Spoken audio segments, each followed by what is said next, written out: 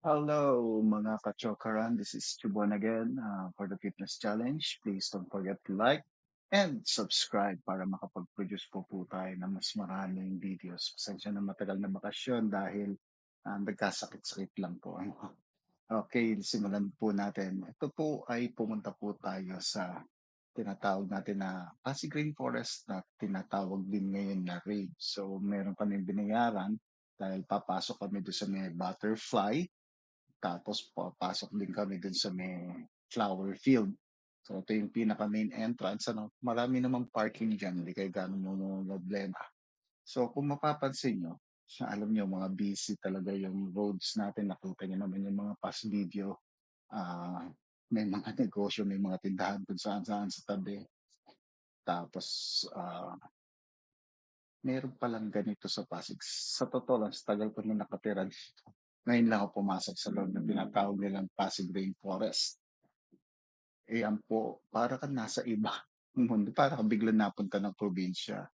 O, ayan na po yung butterfly house. Yan, napaka-ganda po talaga ng pagkaka-landscape, pagkakaayos. May mga kubo, maraming upuan, maraming places po para kainan dito. Ang sad lang, yung marami ko napansin, makikita niyo towards the end of the video, na medyo nagsara na yung sorry, wala nang medyo, nagsara na po yung ibang mga tindahan o kainan sa loob. Although sa labas naman nito, opposite side ng road, after the Xavier Bridge nga po yung location nito, malapit lang po yan for your reference. So boundary po ng Cainta at Pasig yung Xavier Bridge na yan. So, may 7-Eleven naman po. So, pwedeng bago kayo pumasok, bumili muna kayo sa 7-Eleven or para matulungan po natin at hindi na magsara yung mga ibang tindahan dito sa loob. Dito na lang din po tayo bumili sa loob ng rainforest, no, dito sa Pasig. So, yan po, nakita niyo naman po napakaganda. Talagang kakaiba yung lugar. Yung nilalakaran ko ba, yan tinutumbok ko po yan. Yan actually 7-Eleven po yan. No? So, talagang maganda dito. Ito pa lang po yung butterfly park. Dito po sa portion na to, wala pa pong bayad, ano. Hindi pa po kailangan magbayad. Kung pumasok po kayo niya para mapicturean nyo, kaso talagang konti lang po talaga, pasensya na. Huwag po kayo pupunta ng hapon. Agahan niyo po kasi para nagliliparan yung mga butterfly. Kaya hindi ko na po kinuha ng video kasi wala naman po talaga lumilipad gaano butterfly. No? Tutulog na yata. So nakita niyo po, marami pong sign dito. Meron po sila actually water park. And saying nga po, pag may entrance kakaliwa ka dyan along Dariles. Ano po, 100 po, hindi ko na po pinasok yun, hindi ko na po binidyohan kasi sayang din po yung 100, ikakain ko na lang. Bibili ko ng soft drinks, ice cream at tinapay. Busog pa ako. So, hindi ko naman talaga objective na mag-swimming. So, pakita ko lang po sa inyo itong pinakaloob. So, makikita niyo po, ayan, para may mga park-park siya. Actually, ito po yung, yung maze.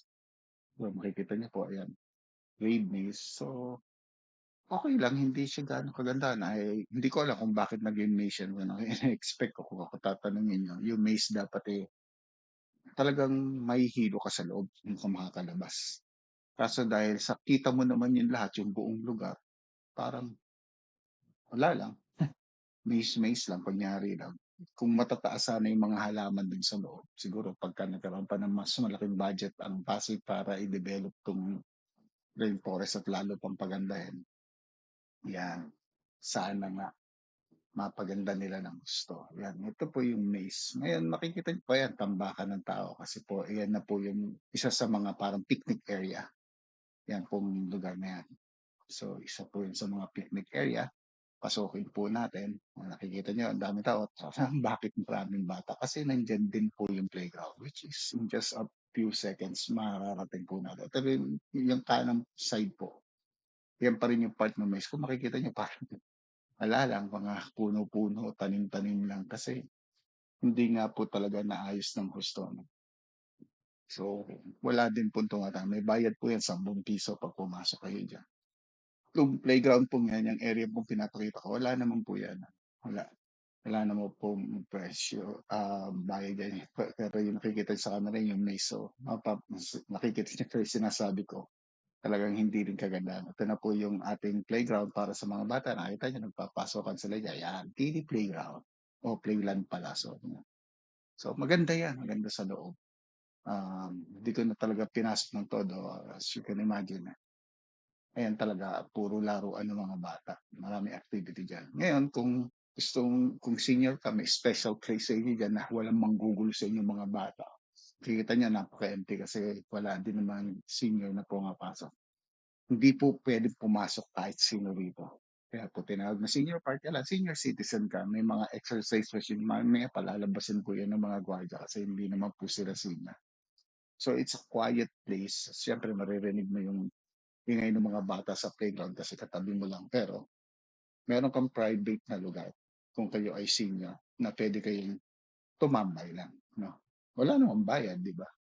Kung malapit lang din naman kayo at nagwo-walking kayo, punta na kayo diyan para exercise. Ito naman po yung flower field. Ito actually yung pinakagusto kong napuntahan dito. Siguro mas maganda ito kung talagang flexible yung mga bulaklak, ano. So ang bayad po dito ay again, ₱10. Yung butterfly po, 20. Pero 'pag hindi ka taga Pasig, 30. Pero ito, taga Pasig man o hindi, 10, kung hindi ako nagkakamali. So, ma mapapansin niyo marami yang bulaklak, ano, as I go inside. Makikita niyo po. Ayan na yung mga bulaklak. Napakaganda po ng loob na 'to. Perfect po para sa mga magde-date. Siguro makikita niyo po, maaninag yan ng camera na meron po yung nagde-date diyan. So, hindi po gano'n ka-ano, kakita. Pero 'pag naglalakad po kayo diyan talaga sa loob, kitang-kita naman po talaga yung mga bulaklak. Pasensya na medyo magalaw, wala pa ho akong pambiling gimbal, eh. Baka naman. Ayan po makikita niyo, ayan, angat na angat yung kulay kasi yung part dun puti po yung bulaklak. So, hindi po gaano nakikita pero kung mapapansin niyo po talagang napakaganda ng lugar, napakaayos. Lalo ko na kung nasa lilim kayo, di niyo kailangan ng electric fan, malamig, 'no? Ewan ko lang pagdating na talaga ng full summer ta's may El Niño pa tayo, siguro magdala kayo ng mga rechargeable na fan, ano, na hand fan o kaya magdala kayong pamaypay. So, eto po ire-recommend ko po talagang puntahan. So, sa halagang ₱10 napakaliit na halaga makakapasok po kayo sa loob. Wala pong time limit, kung gusto niyo pong maglagi diyan hanggang palabasin at itaboy na kayo, puwede po. Sabi sa'kin hanggang 4:30 pero yung mga time na 'yan, halos 4:30 na 'yan, eh. Pero okey naman, 'di naman wala pa naman nagpapalabas sa amin. So, kami na rin yung kusang lumabas kasi explore pa namin yung ibang lugar sa gusto nga lang po na-mention ko kanina, first time ko lang po talagang napuntahan ito. Okey, ito na po yung iba pang part nitong ano, nitong kasi medyo pinutol ko sinabi ko nga po sa'yo hindi din po gano'n kaliit 'tong lugar na 'to. Medyo may kalakihan din po. So, maluwag po siya sa loob, hindi po kayo magsisiksikan. Yan po yung second part nitong ano, yung isang pinakaikot, yung pangalawang dinog. Tsaka kaya ako din po pinutol kasi tatamaan na po yung sinag ng araw. So, mabubulag po ang ating camera. Ayan po, nakikita niyo naman po pa, kamatsili. Ayan. Ayan po, katulad niyan, sinasabi ko, maganda pong tumambay, lalo na kung kayo magsimirog, date kayo dyan, o puro bulaklak. Tawag mo nang bili ng bulaklak yung paday ko, puro bulaklak na nga dyan, di ba? So, ito po talaga ang tinatawag po uli dito ay flower fields. So, recommended ko pong puntahan lalo na siguro pagka medyo tag-ulan. Huwag kayong pupunta na, mga sample po, ano, mga bulaklak. Makikita niyo po, ang gaganda. Iyon po talaga yung makikita niya. Sa camera po, pasensya na, hindi gaano ka-high-tech. Try to be as real as possible. Camera phone lang po talaga tayo. Walang daya, walang filter. Yan po. Pero yung mga picture po, ayan makikita niyo. Ang gaganda naman po talaga ng bulaklak. Ito naman po ang isa ko pang sana Mayor Vico, sana mapanood mo 'to. Ito po yung zoo, eh, pero wala pong gaanong hayop yung iba. May nakita lang po kaming ostrich yan, turkey yata 'to o pabo. Ta's meron din pong unggoy dun tapos may mga konti-konting ibon.